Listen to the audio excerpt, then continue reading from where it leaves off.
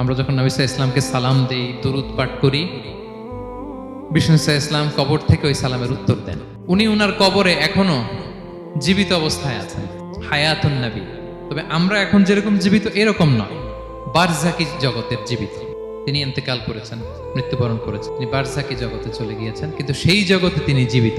আল্লাহ তাআলা ওনার রূহটাকে ফিরিয়ে দেন। সাহাবারা বললেন, ইয়া রাসূলুল্লাহ, কিভাবে আপনি উত্তর দেন? আপনার দেহ মাটি খেয়ে ফেলবে না? রাসূল সাল্লাল্লাহু আলাইহি ওয়াসাল্লাম বললেন, ইন্নাল্লাহ তাবারাকা ওয়া তাআলা হাররামা আলাল আরদি আজসাদাল আম্বিয়া।